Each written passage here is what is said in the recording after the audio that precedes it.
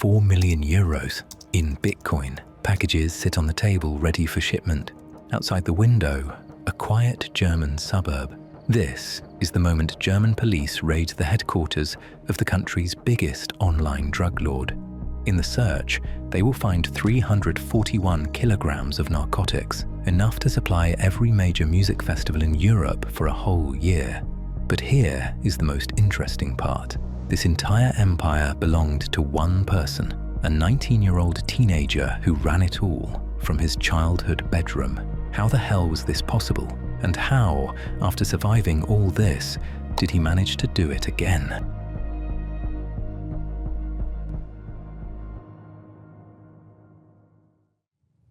To understand how Maximilian Schmidt built his empire, you have to forget about the money. The money was just a byproduct.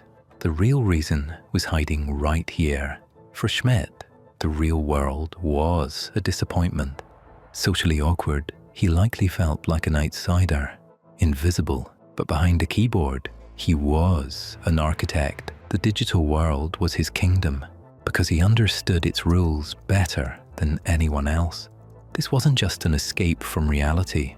It was a form of hyper-compensation. If you can't win at their game, you create your own, where you make the rules. And he found a vulnerability, not in the code, but in society's system itself. He saw that he could combine the anonymity of crypto, the terrifying efficiency of the German postal service, and his own ability to create a flawless customer experience into one single system.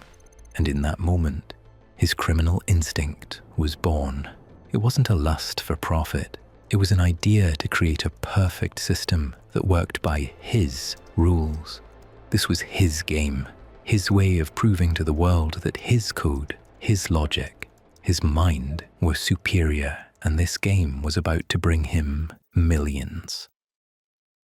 So Schmidt began the game, and his plan consisted of 3 brilliant but fatally interconnected parts. First, the interface. He understood that most people are afraid of the dark web, so he did something unheard of. He opened his store on the regular open internet, on the WordPress platform. It was a brilliantly stupid decision. Brilliant because it instantly made him accessible to thousands of customers. Stupid because WordPress is known for its vulnerabilities and is a security nightmare. But he chose convenience, betting everything on it. It was a psychological move. Familiar design, similar to Amazon, a review system, discounts. All this created an illusion of legitimacy. He turned buying drugs into a boring, mundane process of online shopping.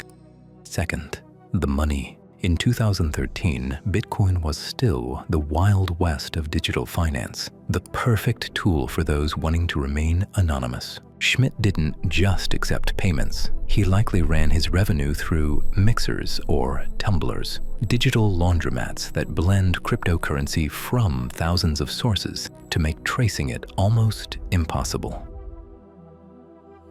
Third, and the most absurd part, logistics. All digital orders and millions in transactions came down to simple analog action.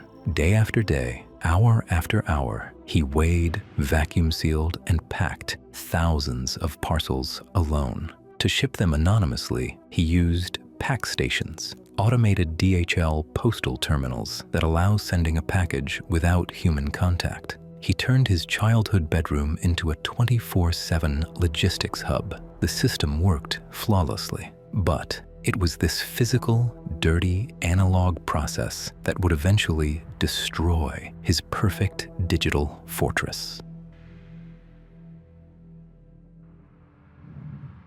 While Maximilian was perfecting his digital empire, he didn't know that in the analog world, the hunt had already begun. At the Saxony State Criminal Police Office, detectives faced a problem. They saw hundreds of suspicious packages leaving their region, but they couldn't track the sender. Online, we had nothing on him. One investigator would later admit they had to go back to basics. They hunted a ghost using methods from the 20th century, and Schmidt, the genius of the digital world, made a series of incredibly human, analog mistakes. Mistake number 1, laziness. Of all the postal stations in the city, he regularly used the same one, closest to his home, day in, day out. Same taxi route, same station. This turned his elusive digital business into a predictable physical pattern. The police simply set up surveillance and patiently waited, gathering evidence.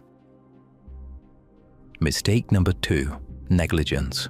The fool didn't start with a high-tech hack, but with a banal trifle that seems like a joke. One of his packages wasn't delivered because he underpaid 80 cents for postage. The mail returned it. The police intercepted it. They had their first thread. The prosecutor later called it fatal negligence. Mistake number 3, the most fatal, pride. He believed so much in his cryptography, in the security of his data, that he ignored the simplest rule of security. The entire system protecting millions of euros, client data, and evidence of tons of drug trafficking was locked by a password he wrote on a sticky note and pasted to the monitor. It was the irony of defeat. "I've never met a criminal of this type," the prosecutor would say. The genius who outsmarted the digital world was defeated by a scrap of paper and his own fatigue. The game was over, but the story was not. For his first crime, Maximilian Schmidt got 7 years. He got out early, serving a little over 4, and here begins the strangest part of his legacy. First, the money, the elusive millions. Police managed to confiscate a significant part of his assets, but not all. Some of his Bitcoin wallets remained undecrypted. Even in defeat in the physical world, in the digital one, he still kept a victory for himself. And this mystery still fuels the myth of the genius who outplayed the system. The afterlife. You'd think he would disappear, but he couldn't. Already in 2019, while on work release, he launched a new business with his cellmates, Candy Love. Same scheme, smaller scale. He learned one lesson: delegate the dirty work. This time, he only programmed the site, and his accomplices handled logistics. But their negligence quickly attracted police attention.